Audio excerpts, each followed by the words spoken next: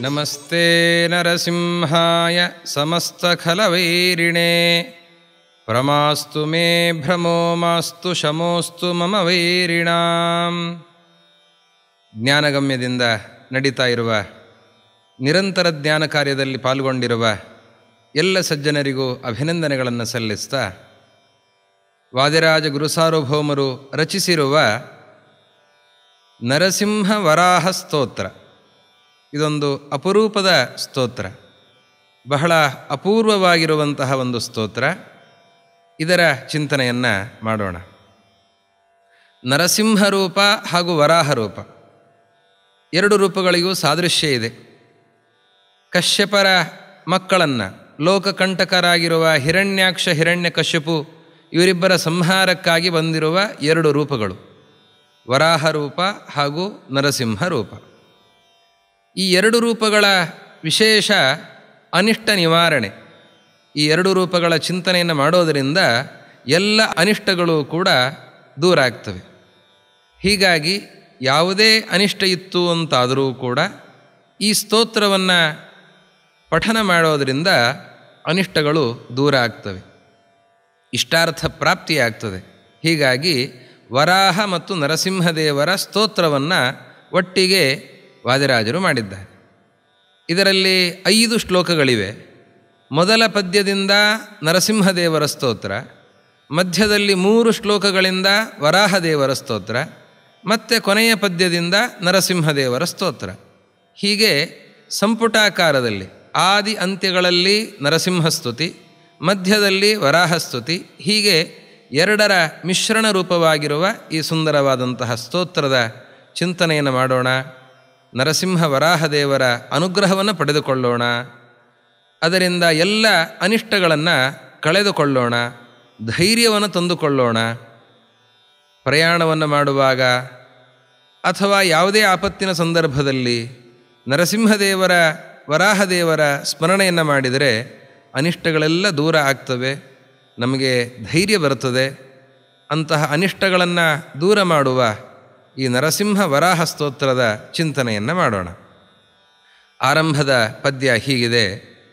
ಪ್ರಹ್ಲಾದಾಹ್ಲಾದ ಹೇತುಂ ಸಕಲ ಗುಣಗಣಂ ಸಚ್ಚಿದಾನಂದ ಮಾತ್ರಂ ಸೈಂಹಾಸಹ್ಯೋಗ್ರಮೂರ್ತಿಂ ಸದಭಯಮರಿಶಂಖೌ ರಮಾಂ ಬಿಭ್ರತಂಚ ಅಂಹಃ ಸಂಹಾರ ದಕ್ಷಂ ವಿಧಿಭವ ವಿಹಗೇಂದ್ರೇಂದ್ರ ಚಂದ್ರಾದಿವಂದ್ಯಂ ರಕ್ಷೋ ವಕ್ಷೋ ವಿದಾರೋಲ್ಲಸದಮಲದೃಶಂ ನೌಮಿ ಲಕ್ಷ್ಮೀ ನರಸಿಂಹಂ.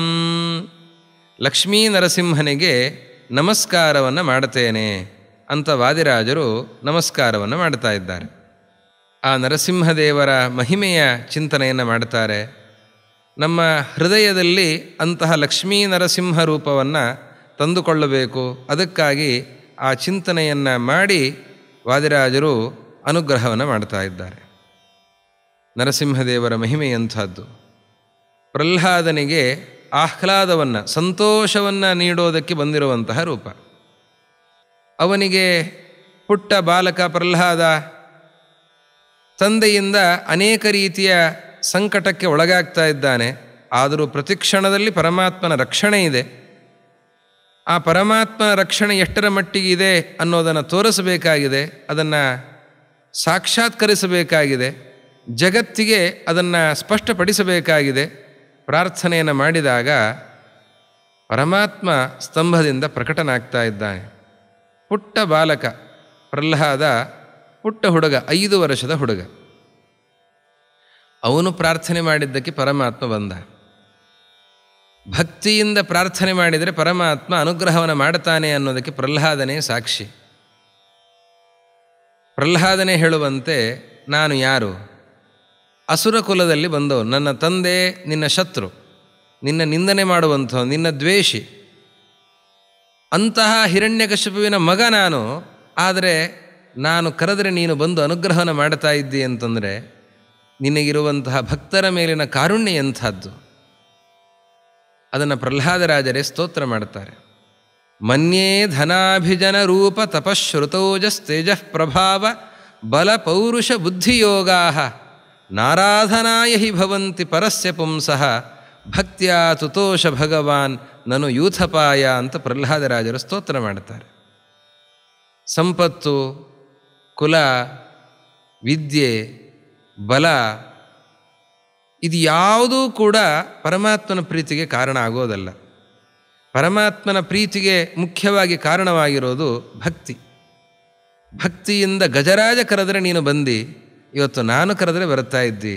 ನಿನಗೆ ಇರುವಂತಹ ಆ ಭಕ್ತರ ಮೇಲಿನ ಕಾರುಣ್ಯ ಎಷ್ಟು ಮಿಗಿಲಾಗಿದೆ ಅಂತ ಪ್ರಹ್ಲಾದರಾಜರು ಸ್ತೋತ್ರ ಮಾಡುತ್ತಾರೆ. ಹೀಗೆ ಪ್ರಹ್ಲಾದನಿಗೆ ಸಂತೋಷವನ್ನು ನೀಡುತ್ತಾ ಇರುವಂತಹ ರೂಪ ಪ್ರಹ್ಲಾದ ಆಹ್ಲಾದ ಹೇತುಂ. ಸಕಲ ಗುಣಗಣಂ, ಸಮಸ್ತ ಗುಣಗಳಿಂದ ತುಂಬಿರುವಂತಹ ಭಗವಂತನ ರೂಪ. ಸಚ್ಚಿದಾನಂದ ಮಾತ್ರಂ, ನರಸಿಂಹನಾಗಿ ಬಂದಿದ್ದಾನೆ. ಸಿಂಹ ಮುಖ ಇದೆ, ಮಾನವ ಶರೀರ ಇದೆ.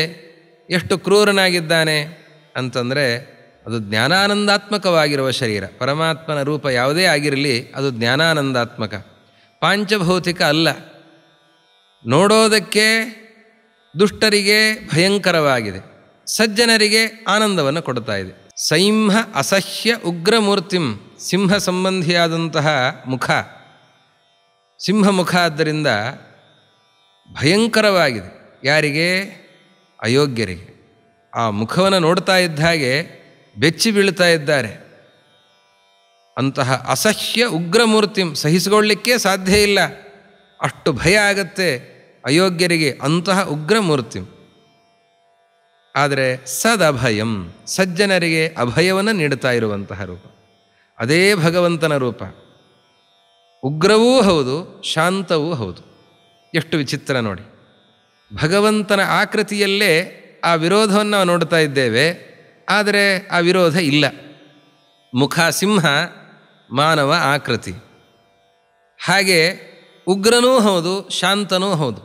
ಅಯೋಗ್ಯರಿಗೆ ಉಗ್ರನಾಗಿದ್ದಾನೆ, ಇನ್ನು ಸಜ್ಜನರಿಗೆ ಶಾಂತನಾಗಿದ್ದಾನೆ.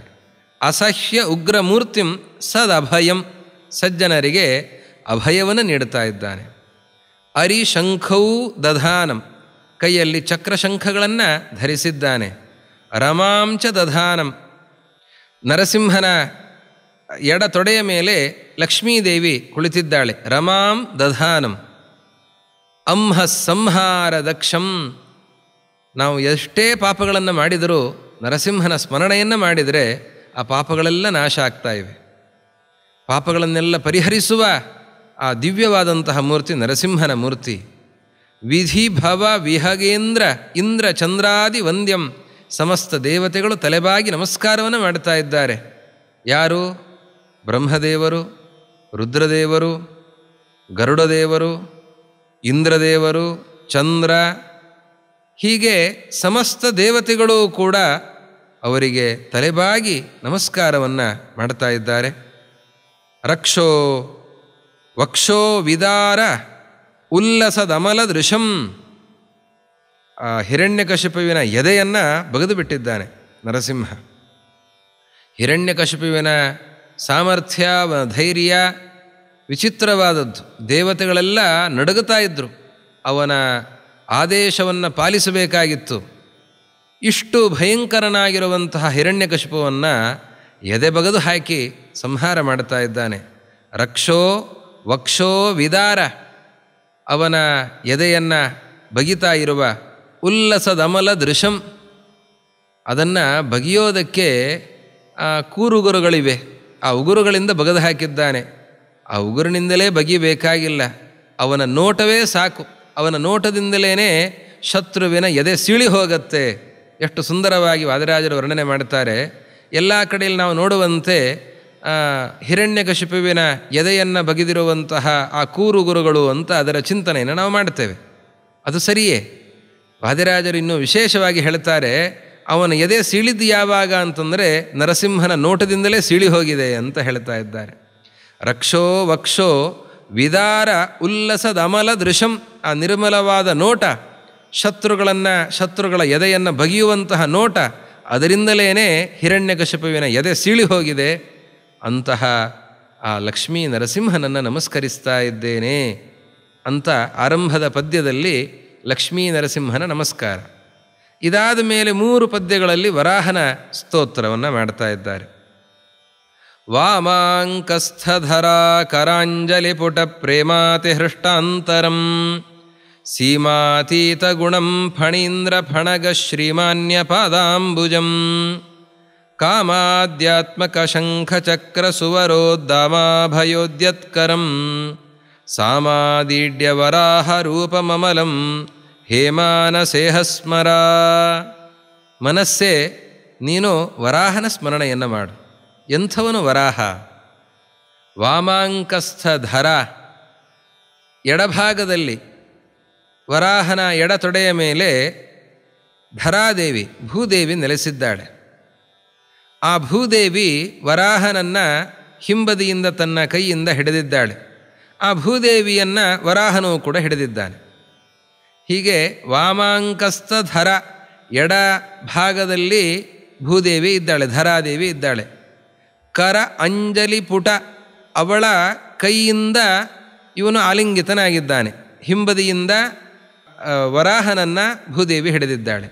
ಆ ಭೂದೇವಿಯನ್ನು ವರಾಹರೂಪಿಯಾದಂತಹ ಪರಮಾತ್ಮ ತನ್ನ ಕೈಯಿಂದ ಹಿಡಿದಿದ್ದಾನೆ. ಹೀಗಾಗಿ ಕರಾಂಜಲಿ ಪುಟ ಪ್ರೇಮಾತಿ ಹೃಷ್ಟಾಂತರಂ, ಸಂತೋಷದಿಂದ ಅವನ ಆಂತರ ಅಂತಂದರೆ ಮನಸ್ಸು, ಅದು ಅರಳಿದೆ. ಅಂತಹ ಅರಳಿದ ಮನಸ್ಸಿರುವಂತಹ ಪರಮಾತ್ಮ. ದೇವರ ಚಿಂತನೆಯನ್ನು ಮಾಡುವಾಗ ಸಂತೋಷದಿಂದ ಕೂಡಿರುವ ಪರಮಾತ್ಮನ ಮಂದಸ್ಮಿತ ಮುಖವನ್ನು ಚಿಂತನೆ ಮಾಡಬೇಕು. ಸಂತಸದಿಂದ ಕೂಡಿರುವಂತಹ ಪರಮಾತ್ಮನ ಚಿಂತನೆಯನ್ನು ಮಾಡಬೇಕು. ಯಾಕೆ? ಹಾಗೆ ಚಿಂತನೆ ಮಾಡೋದರಿಂದ ನಮ್ಮ ದುಃಖಗಳೆಲ್ಲವೂ ಕೂಡ ದೂರಾಗಿ ನಾವು ಸಂತೋಷವನ್ನು ಹೊಂದಲಿಕ್ಕೆ ಸಾಧ್ಯ. ಲಕ್ಷ್ಮೀ ಆಲಿಂಗಿತನಾಗಿರುವಂತಹ ಪರಮಾತ್ಮ ಅವನು ಸಂತೋಷದಿಂದ ಇದ್ದಾನೆ, ಸಂತೋಷವನ್ನು ನೀಡುತ್ತಾ ಇದ್ದಾನೆ ಲಕ್ಷ್ಮೀದೇವಿಗೂ ಕೂಡ. ಅಂತಹ ಆ ಪರಮಾತ್ಮನ ವರಾಹರೂಪಿಯಾದ ಪರಮಾತ್ಮನ ಸ್ಮರಣೆಯನ್ನು ಮಾಡೋದರಿಂದ ನಮಗೆ ವಿಶೇಷವಾದ ಸಂತೋಷ ಆಗುತ್ತೆ. ಸೀಮಾತೀತ ಗುಣಂ, ಅವನ ಗುಣಗಳನ್ನು ಎಣಿಸಲಿಕ್ಕೇ ಸಾಧ್ಯ ಇಲ್ಲ, ಅನಂತವಾಗಿರುವಂತಹ ಗುಣಗಳು. ಫಣೀಂದ್ರ ಫಣಗ ಶ್ರೀಮಾನ್ಯ ಪಾದಾಂಬುಜಂ, ವರಾಹರೂಪಿಯಾದಂತಹ ಪರಮಾತ್ಮ ತನ್ನ ಪಾದವನ್ನು ಶೇಷದೇವರ ಹೆಡೆ ಮೇಲೆ ಇಟ್ಟಿದ್ದಾನೆ. ಫಣೀಂದ್ರ ಫಣಗ ಶ್ರೀಮಾನ್ಯ ಪಾದಾಂಬುಜಂ, ಫಣೀಂದ್ರ ಶೇಷದೇವರು, ಅವರ ಫಣ ಹೆಡೆ, ಅದರ ಮೇಲಿರುವಂತಹ ಶ್ರೀಮಾನ್ಯ ಪಾದಾಂಬುಜಂ, ಲಕ್ಷ್ಮಿಯಿಂದ ಪೂಜಿತವಾಗಿರುವಂತಹ ಪಾದಕಮಲ ಉಳ್ಳಂಥವನು. ಶ್ರೀಮಾನ್ಯ, ಲಕ್ಷ್ಮೀದೇವಿಯಿಂದ ಮಾನಿತವಾಗಿರುವ ಆರಾಧಿತವಾಗಿರುವ ಪಾದಾಂಬುಜಂ, ಪಾದಕಮಲ ಉಳ್ಳವನು. ವರಾಹದೇವರು ತನ್ನ ಕಾಲನ್ನು ಶೇಷದೇವರ ಮೇಲಿಟ್ಟಿದ್ದಾರೆ. ಈ ಮೂರ್ತಿಯ ಸ್ಪಷ್ಟ ಕಲ್ಪನೆ ಬರಬೇಕು ಅಂತಂದರೆ ಸೋದೆ ಮಠದ ಪಟ್ಟದ ದೇವರನ್ನು ಗಮನಿಸಬೇಕು. ಶ್ರೀಮದ್ ಆಚಾರ್ಯರು ಪೂಜೆ ಮಾಡಿಕೊಟ್ಟಿರುವಂತಹ ಸೋದೆ ಮಠದ ಪಟ್ಟದ ದೇವರು ವಿಷ್ಣು ತೀರ್ಥಾಚಾರ್ಯರಿಗೆ ಆಚಾರ್ಯರು ಕೊಟ್ಟಿರುವಂತಹ ಪ್ರತಿಮೆ ಭೂವರಾಹ ಪ್ರತಿಮೆ. ಬಲಗಾಲನ್ನು ಭೂಮಿಯ ಮೇಲೆ ಇಟ್ಟಿದ್ದಾನೆ, ಎಡಗಾಲನ್ನು ಶೇಷದೇವರ ಮೇಲೆ ಇಟ್ಟಿದ್ದಾನೆ. ಆ ಎಡಗಾಲಿನ ಎಡ ತೊಡೆಯ ಮೇಲೆ ಭೂದೇವಿ ಇದ್ದಾಳೆ. ಆ ಭೂದೇವಿಯನ್ನು ಪರಮಾತ್ಮ ತನ್ನ ಎಡಗೈಯಿಂದ ಹಿಡಿದುಕೊಂಡಿದ್ದಾನೆ. ಅಂತಹ ರೂಪದ ಚಿಂತನೆಯನ್ನು ನಮ್ಮ ಮನಸ್ಸಿಗೆ ಬರುವಂತೆ ವಾದಿರಾಜರು ಈ ಸ್ತೋತ್ರದಲ್ಲಿ ಹೇಳ್ತಾ, ಫಣೀಂದ್ರ ಫಣಗ ಶ್ರೀಮಾನ್ಯ ಪಾದಾಂಬುಜಂ ಕಾಮಾದ್ಯಾತ್ಮಕ ಶಂಖಚಕ್ರ ಸುವರೋದ್ದಾಮಾಭಯೋದ್ಯತ್ಕರಂ. ಎಡಗೈ ಬಲಗೈಗಳಲ್ಲಿ 4 ಕೈಗಳು, ಅದರಲ್ಲಿ ಒಂದು ಕೈಯಲ್ಲಿ ಚಕ್ರವನ್ನು ಮತ್ತೊಂದು ಕೈಯಲ್ಲಿ ಶಂಖವನ್ನು ಹಿಡಿದುಕೊಂಡಿದ್ದಾನೆ. ಈ ಚಕ್ರ ಮತ್ತು ಶಂಖಗಳಿಗೆ, ಚಕ್ರಕ್ಕೆ ಕಾಮ ಅಭಿಮಾನಿ, ಶಂಖಕ್ಕೆ ಅನಿರುದ್ಧ ಅಭಿಮಾನಿ. ಇಂದ್ರ ಸಮಾನರಾಗಿರುವ ಕಾಮ ಚಕ್ರಕ್ಕೆ ಅಭಿಮಾನಿ, ಭರತನ ಮೂಲರೂಪ. ರಾಮ ಲಕ್ಷ್ಮಣ ಭರತ ಶತ್ರುಘ್ನರನ್ನು ನಾವು ಚಿಂತಿಸ್ತೇವೆ. ಆ ಭರತನ ಮೂಲರೂಪ ಕಾಮ. ಆ ಕಾಮ ಚಕ್ರಕ್ಕೆ ಅಭಿಮಾನಿ. ಇನ್ನು ಶಂಖಕ್ಕೆ ಕಾಮಪುತ್ರನಾಗಿರುವಂತಹ ಅನಿರುದ್ಧ ಅಭಿಮಾನಿಯಾಗಿದ್ದಾನೆ. ಕಾಮಾಧ್ಯಾತ್ಮಕ ಶಂಖ ಚಕ್ರ. ಇನ್ನು ಸುವರ ಅಭಯ, ವರ ಅಭಯಗಳನ್ನು ನೀಡುತ್ತಾ ಇದ್ದಾನೆ.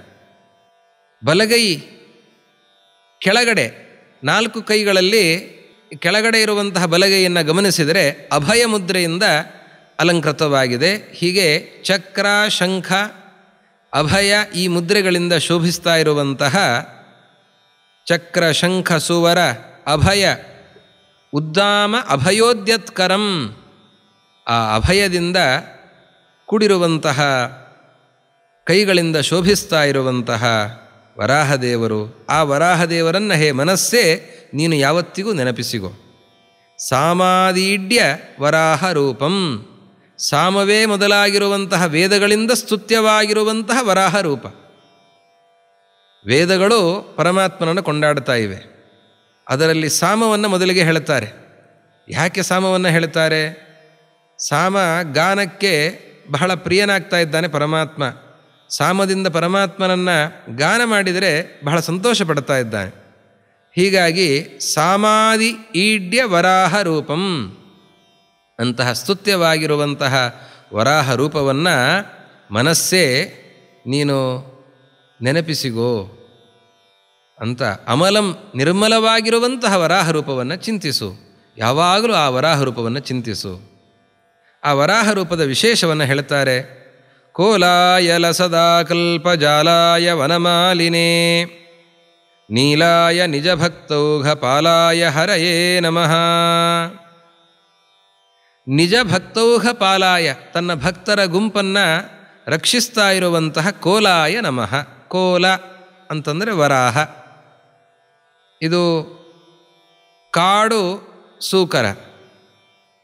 ಕಾಡಿನ ಹಂದಿಯೇ ಬೇರೆ, ಅದರ ವಿಶೇಷ, ಅದಕ್ಕೆ ಕೋರೆ ಹಲ್ಲು ಇರುತ್ತದೆ. ಅದು ಭೂಮಿಯ ಒಳಗಿರುವ ಗೆಡ್ಡೆ ಗೆಣಸುಗಳನ್ನು ಕಿತ್ತು ಅದನ್ನು ಆಹಾರವಾಗಿ ಸೇವಿಸುತ್ತೆ. ಅಂತಹ ಅದು ಬಹಳ ಪವಿತ್ರವಾಗಿರೋದು. ಅದು ಕೆದರಿರುವಂತಹ ಮಣ್ಣು ಅದು ಬಹಳ ಪವಿತ್ರ. ವೇದ ಹೇಳುತ್ತೆ ಆ ವರಾಹ, ಅದರ ಸ್ಮರಣೆನೇ ಹಾಗೆ. ಭೂಮಿಯನ್ನು ವರಾಹರೂಪಿಯಾದ ಪರಮಾತ್ಮ ಎತ್ತಿ ಹಿಡಿದ. ಅದಕ್ಕಾಗಿ, ಅದರ ಸ್ಮರಣೆಗಾಗಿ ಇವತ್ತು ಕಾಡು ಹಂದಿ ಕೆದರಿರುವ ಮಣ್ಣನ್ನು ಅದನ್ನು ಲೇಪನ ಮಾಡಿಕೊಂಡು ಸ್ನಾನವನ್ನು ಮಾಡಬೇಕು. ಮಹಾನಾರಾಯಣ ಉಪನಿಷತ್ತು ಅದನ್ನು ಹೇಳುತ್ತೆ. ನಿತ್ಯವೂ ಕೂಡ ಆ ಕಾಡು ಹಂದಿ ಕೆದರಿರುವ ಮಣ್ಣನ್ನು ಲೇಪನ ಮಾಡಿಕೊಂಡು ಸ್ನಾನವನ್ನು ಮಾಡಿದರೆ ಶುದ್ಧಿಯಾಗತ್ತೆ. ಅಷ್ಟು ಪವಿತ್ರವಾಗಿರುವಂಥದ್ದು ಕಾಡು ಹಂದಿ. ಕೋಲಾಯ, ಅಂತಹ ವರಾಹರೂಪಿಯಾದಂತಹ ಪರಮಾತ್ಮ. ಲಸದಾಕಲ್ಪ ಜಾಲಾಯ, ಅವನು ಕಲ್ಪದ ಆರಂಭದಲ್ಲೇ ಬಂದಿದ್ದಾನೆ. 2 ಬಾರಿ ವರಾಹಾವತಾರ ಆಗತ್ತೆ. ಆದಿವರಾಹ ಮತ್ತು ಶ್ವೇತವರಾಹ ಅಂತ. ಆದಿವರಾಹ ಬಂದದ್ದು ಯಾಕೆ ಅಂತಂದರೆ, ಸೃಷ್ಟಿಯ ಆರಂಭದಲ್ಲಿ ಬ್ರಹ್ಮಾಂಡದ ಒಳಗಡೆ ಲೋಕಗಳ ಸೃಷ್ಟಿಯನ್ನು ಮಾಡುವಾಗ ಭೂಮಿ ತನ್ನ ಕಕ್ಷೆಯಿಂದ ತಪ್ಪಿ ಅದು ಸಮುದ್ರದಲ್ಲಿ ಮುಳುಗಿದೆ. ಅದನ್ನು ಎತ್ತಿ ಹಿಡಿದು ಮತ್ತೆ ಅದರ ಸ್ಥಾನದಲ್ಲಿ ಇಡಬೇಕು ಅನ್ನೋದಕ್ಕಾಗಿ ವರಾಹರೂಪಿಯಾಗಿ ಪರಮಾತ್ಮ ಬರ್ತಾನೆ. ಬಂದಾಗ ಆದಿಹಿರಣ್ಯಾಕ್ಷ ಅಂತ ಒಬ್ಬ ಇದ್ದಾನೆ. ಅವನು ಬಂದು ತಡಿತಾನೆ. ಅವನನ್ನು ಸಂಹಾರ ಮಾಡಿ ಭೂಮಿಯನ್ನು ಅದರ ಸ್ಥಾನದಲ್ಲಿ ಪರಮಾತ್ಮ ಇಡುತ್ತಾನೆ. ಇದು ಆದಿವರಾಹ ಮಾಡಿರುವ ಕಾರ್ಯ. 2ನೇ ಬಾರಿ ವರಾಹ ಅವತಾರದ್ದು ಯಾಕೆ ಅಂತಂದರೆ, ಹಿರಣ್ಯಾಕ್ಷ ದಿತಿಕಶ್ಯಪರ ಮಗನಾಗಿರುವಂತಹ ಹಿರಣ್ಯಾಕ್ಷ ಅವನು ಭೂಮಿಯನ್ನು ಕಕ್ಷೆಯಿಂದ ತಪ್ಪಿಸಿ ಉದ್ದೇಶಪೂರ್ವಕವಾಗಿ ಮುಳುಗಿಸಿದ್ದಾನೆ. ಅಂತಹ ಭೂಮಿಯನ್ನು ಮತ್ತೆ ಮೇಲೆತ್ತಿಡೋದಕ್ಕಾಗಿ, ಆ ಹಿರಣ್ಯಾಕ್ಷರನ್ನು ಸಂಹಾರ ಮಾಡೋದಕ್ಕಾಗಿ ಮತ್ತೊಮ್ಮೆ ಪರಮಾತ್ಮ ವರಾಹ ರೂಪವನ್ನು ಸ್ವೀಕಾರ ಮಾಡ್ತಾನೆ. ಅವನು ಶ್ವೇತವರಾಹ, ಬಿಳಿ ರೂಪದ ಬಣ್ಣ, ಬಿಳಿ ರೂಪದ ವರಾಹ ರೂಪವನ್ನು ಸ್ವೀಕಾರ ಮಾಡಿ ಬರ್ತಾ ಇದ್ದಾನೆ. ಆದಿವರಾಹ ಮತ್ತು ಶ್ವೇತವರಾಹ. ಈ ಆದಿವರಾಹನ ರೂಪದ ಚಿಂತನೆಯನ್ನು ಮಾಡುತ್ತಾ, ಆ ಕಲ್ಪಜಾಲಾಯ, ಆ ಪ್ರಳಯೋದಧಿಯಲ್ಲಿ ಶೋಭಿಸ್ತಾ ಇರುವಂತಹ ವರಾಹ ರೂಪ ನೀಲಾಯ ಅಂತ. ಹೀಗಾಗಿ ನೀಲ ವರ್ಣದ ಆ ವರಾಹ ರೂಪದ ಚಿಂತನೆಯನ್ನು ಮಾಡುತ್ತಾ ಇದ್ದಾರೆ. ವನಮಾಲಿನೇ, ವನಮಾಲೆಯನ್ನು ಧರಿಸಿರುವಂತಹ ರೂಪ. ನಿಜ ಭಕ್ತ ಓಘ ಪಾಲಾಯ, ತನ್ನ ಭಕ್ತರ ಗುಂಪನ್ನು ರಕ್ಷಣೆ ಮಾಡುತ್ತಾ ಇರುವಂತಹ ಆ ವರಾಹರೂಪಿಯಾದಂತಹ ಪರಮಾತ್ಮನಿಗೆ ನನ್ನ ನಮಸ್ಕಾರ. ಧಾತ್ರೀಂ ಶುಭಗುಣಪಾತ್ರೀಂ ಆದಾಯಾಶೇಷ ವಿಬುಧ ಮೋದಾಯ ಶೇಷೇ ತಮಿಮ ಮದೋಷೇ ಧಾತುಂ ಹಾತುಂ ಚ ಶಂಕಿನಂ ಶಂಕೆ. ತೊಡೆಯ ಮೇಲೆ ಭೂಮಿಯನ್ನು ಧರಿಸಿರುವ ವರಾಹ ರೂಪದ ಚಿಂತನೆಯನ್ನು ಮಾಡೋದಿದೆ. ಹಾಗೆ ಇನ್ನೊಂದು ರೀತಿಯಲ್ಲಿಯೂ ವರಾಹ ರೂಪದ ಚಿಂತನೆ ಮಾಡೋದಿದೆ. ಹೇಗೆ ಅಂತಂದರೆ, ತನ್ನ ಕೋರೆ ಹಲ್ಲಿನ ಮಧ್ಯದಲ್ಲಿ ತನ್ನ ಮೂಗಿನ ಮೇಲೆ ಭೂಮಿಯನ್ನು ಇಟ್ಟುಕೊಂಡಿರುವಂತಹ ರೂಪದ ಚಿಂತನೆ. ಪರಮಾತ್ಮ ತನ್ನ ಕೋರೆ ಹಲ್ಲಿನಿಂದ ಭೂಮಿಯನ್ನು ಎತ್ತಿ ತನ್ನ ಮೂಗಿನ ಮೇಲೆ ಭೂಮಿಯನ್ನು ಇಟ್ಟುಕೊಂಡಿದ್ದಾನೆ. ಆ ಸಂದರ್ಭದಲ್ಲಿ ವಾದಿರಾಜರು ಆ ವರ್ಣನೆಯನ್ನು ಮಾಡುತ್ತಾರೆ, ಆ ರೂಪದ ಚಿಂತನೆಯನ್ನು ಮಾಡುತ್ತಾರೆ. ಅದನ್ನು ಎತ್ತಿಡೋದಕ್ಕೆ ಅಂತ ತಂದಿದ್ದಾನಂತೆ. ಆ ರೂಪ ಎಷ್ಟು ಚೆನ್ನಾಗಿದೆ. ನಾವು ಕೆಲವೊಮ್ಮೆ ಮೂಗಿ ಮೇಲೆ ಬಟ್ಟಿಟ್ಟುಕೊಳ್ಳುತ್ತೇವೆ. ಮೂಗು ಮೇಲೆ ಬಟ್ಟಿಟ್ಟುಕೊಳ್ಳೋದು ಯಾಕೆ? ಏನೋ ಸಂಶಯ ಬಂದಾಗ, ಏನೋ ವಿಚಾರ ಮಾಡುವಾಗ ಮೂಗಿನ ಮೇಲೆ ಬಟ್ಟಿಟ್ಟುಕೊಳ್ಳುತ್ತೇವೆ. ಹಾಗೆ ಈ ವರಾಹ ರೂಪಿಯಾದ ಪರಮಾತ್ಮ ಮೂಗಿನ ಮೇಲೆ ಭೂಮಿಯನ್ನು ಇಟ್ಕೊಂಡಿದ್ದಾನೆ. ವಿಚಾರ ಮಾಡ್ತಾ ಇದ್ದಾನಂತೆ. ಏನು ವಿಚಾರ ಮಾಡ್ತಾ ಇದ್ದಾನೆ? ದೇವತೆಗಳೆಲ್ಲ ಕೇಳಿದರು, ಭೂಮಿ ಕಕ್ಷೆ ತಪ್ಪಿ ಸಮುದ್ರದಲ್ಲಿ ಮುಳುಗಿದೆ ಅಂತ ಕೇಳಿದಾಗ ಆ ಭೂಮಿಯನ್ನು ಎತ್ತಿದೆ. ಆದರೆ ಈ ಭೂಮಿ ನಿರ್ದೋಷಳಾಗಿದ್ದಾಳೆ, ಅವಳಲ್ಲಿ ಯಾವುದೇ ದೋಷ ಇಲ್ಲ. ಇಂತಹ ಭೂಮಿಯನ್ನು ನಾನು ಎತ್ತಿದ್ದೇನೆ, ಈಗ ಮತ್ತಲ್ಲಿ ಇಡಬೇಕಾ ಅಥವಾ ನನ್ನ ಹತ್ರನೇ ಇಲ್ಲೇ ಇಟ್ಕೊಂಡ್ಬಿಡ್ಲಾ ಅಂತ ವಿಚಾರ ಮಾಡ್ತಾ ಇದ್ದಾನಂತೆ. ಒಳ್ಳೆಯ ಸಂಪತ್ತು ಸಿಕ್ಕಾಗ ಯಾರೋ ಕೇಳಿದರು ಅಂತ ತೆಗೆದಾಗ ಒಮ್ಮೆ ಅನಿಸುತ್ತೆ ನೋಡಿ, ನಾನೇ ಯಾಕೆ ಇಟ್ಕೊಳ್ಬಾರ್ದು ಇದನ್ನು ಅಂತ. ಹಾಗೆ ವರಾಹ ಒಮ್ಮೆ ವಿಚಾರ ಮಾಡ್ತಾನಂತೆ, ನಾನೇ ಇಟ್ಕೊಂಡ್ಬಿಡ್ಲಾ ಅಥವಾ ಇದನ್ನು ಶೇಷನ ಮೇಲೆ ಇಡ್ಲಾ? ಶೇಷನ ಮೇಲೆ ಇಟ್ಟರೆ ತಪ್ಪೇನಿಲ್ಲ. ಯಾಕೆ? ಶೇಷ ಅವನು ಅದೋಷ, ಅವನು ಸಜ್ಜನನಾಗಿದ್ದಾನೆ. ಅವನ ಹೆಡೆ ಮೇಲೆ ಭೂಮಿ ದೃಢವಾಗಿ ನಿಲ್ತಾಳೆ. ಅದು ಕಂಪಿಸದಂತೆ, ಆಚೆ ಈಚೆ ಆಗದಂತೆ ಶೇಷದೇವರು ಧಾರಣೆಯನ್ನು ಮಾಡ್ತಾರೆ. ಹೀಗಾಗಿ ಶೇಷನ ಮೇಲೆ ಇಡಬಹುದು. ಆದರೆ ಇಂತಹ ಸಾತ್ವಿಕ ಪ್ರಕೃತಿಯ ಈ ಭೂಮಿಯನ್ನು ನಾನೇ ಧಾರಣೆಯೂ ಕೂಡ ಮಾಡಬಹುದಲ್ಲ ಅಂತ ವರಾಹರೂಪಿಯಾದ ಪರಮಾತ್ಮ ಒಮ್ಮೆ ವಿಚಾರ ಮಾಡ್ತಾ ಇರುವಂತೆ ಕಾಣಿಸ್ತಾ ಇದೆ. ಮೂಗು ಮೇಲೆ ಬಟ್ಟಿಟ್ಟುಕೊಂಡು ನಾವು ವಿಚಾರ ಮಾಡುವಂತೆ ಮೂಗಿನ ಮೇಲೆ ಆ ಭೂಮಿಯನ್ನು ಇಟ್ಟುಕೊಂಡು ವರಾಹರೂಪಿಯಾದ ಪರಮಾತ್ಮ ವಿಚಾರ ಮಾಡುವಂತೆ ಕಾಣ್ತಾ ಇದೆ ಅಂತಾರೆ. ಧಾತ್ರೀಂ ಶುಭಗುಣ ಪಾತ್ರೀಂ. ಇಷ್ಟು ಯಾಕೆ ವಿಚಾರ ಬಂದದ್ದು? ಅವಳು ಶುಭಗುಣ ಪಾತ್ರಿ. ಯಾರು ಶುಭಗುಣರಿದ್ದಾರೆ ಅವರನ್ನು ರಕ್ಷಿಸ್ತಾಳೆ. ಹಾಗೆ ಅವಳು ಶುಭಗುಣಗಳನ್ನು ಹೊಂದಿದವಳಾಗಿದ್ದಾಳೆ. ಶುಭಗುಣ ಸಂಪನ್ನಳು ಅವಳಾಗಿದ್ದಾಳೆ. ಯಾರು ಸಜ್ಜನರಿದ್ದಾರೆ ಅವರನ್ನು ರಕ್ಷಿಸ್ತಾಳೆ. ಎರಡೂದಕ್ಕೂ ಅದೇ ಕಾರಣ. ತಾನೇ ಇಟ್ಕೊಳ್ಬೇಕು. ಯಾಕೆ ಅಂತಂದರೆ ಶುಭಗುಣ ಪಾತ್ರಿ, ಶುಭಗುಣ ಸಂಪನ್ನಳಾಗಿದ್ದಾಳೆ. ಆದ್ದರಿಂದ ಶುಭಗುಣ ಸಂಪನ್ನಳಾದಂತಹ ಅವಳನ್ನು ಬಿಡೋದು ಹೇಗೆ? ಅದಕ್ಕೆ ತಾನೇ ಇಟ್ಕೊಳ್ಬೇಕು ಅಂತ ವಿಚಾರ ಮಾಡ್ತಾನೆ. ಇಲ್ಲ ಶೇಷನ ಮೇಲೆ ಇಡಬೇಕು ಯಾಕೆ ಅಂದರೆ ಶುಭಗುಣ ಪಾತ್ರಿ ಅವಳ ಕೆಲಸ ಇದೆ, ಭೂಮಿಯ ಕಾರ್ಯ ಇದೆ. ಏನು ಕಾರ್ಯ ಅಂದರೆ ಸಜ್ಜನರಿಗೆ ಆಶ್ರಯಳಾಗಿ ಇರಬೇಕಾಗಿದೆ ಅವಳು. ಹೀಗಾಗಿ ಶುಭಗುಣ ಪಾತ್ರಿ ರಕ್ಷಣೆಯನ್ನು ಮಾಡುವಂಥವಳು, ಅದಕ್ಕಾಗಿ ಅಲ್ಲಿಡಬೇಕು. ಎರಡೂದಕ್ಕೂ ಒಂದೇ ಕಾರಣ, ಶುಭಗುಣ ಪಾತ್ರಿ. ಅವಳು ಶುಭಗುಣ ಸಂಪನ್ನಳು, ಆದ್ದರಿಂದ ನಾನೇ ಅವಳನ್ನು ಧರಿಸಲ, ಅಥವಾ ಶುಭಗುಣವಂತರಾದಂತಹ ಸಜ್ಜನರನ್ನು ಅವಳು ರಕ್ಷಣೆ ಮಾಡಬೇಕಾಗಿದೆ, ಅವಳ ಕರ್ತವ್ಯ ಇದೆ ಅನ್ನುವ ದೃಷ್ಟಿಯಿಂದ ಶೇಷನ ಮೇಲೆ ಇಡ್ಲ. ಶೇಷನ ಮೇಲೆ ಇಟ್ಟರೆ ಏನಾದರೂ ತೊಂದರೆ ಇದೆಯಾ? ಅದು ಇಲ್ಲ. ಅದೋಷೇ ಶೇಷೆ, ಶೇಷ ಸಜ್ಜನ, ಹೀಗಾಗಿ ಶೇಷನ ಮೇಲಿಟ್ಟರೆ ಏನು ತೊಂದರೆ ಇಲ್ಲ. ಅಶೇಷ ವಿಬುಧ ಮೋದಾಯ ಅದೋಷೇ ಶೇಷೇ ಧಾತುಂ ಹಾತುಂ ಚ ಶಂಕಿನಂ ಶಂಕೆ. ಅವಳನ್ನು ಇಡ್ಲಾ ನಾನೇ ಧರಿಸಲ ಅಂತ ಅವನು ಸಂದೇಹ ಪಡುವಂತೆ ಕಾಣಿಸ್ತಾ ಇದೆ ಅಂತ ಸುಂದರವಾಗಿ ವಾದಿರಾಜರು ಆ ವರಾಹ ರೂಪದ ಚಿಂತನೆಯನ್ನು ಮಾಡ್ತಾರೆ.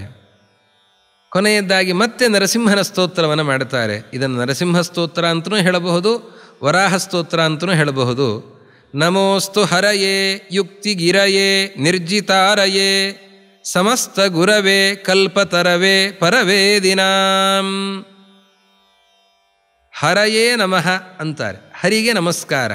ಹರಿ ಅನ್ನುವ ಶಬ್ದವನ್ನು ಹೆಚ್ಚಾಗಿ ಬಳಸೋದು ನರಸಿಂಹನಿಗೆ, ನರಹರಿ ಅಂತೇವೆ ನೋಡಿ.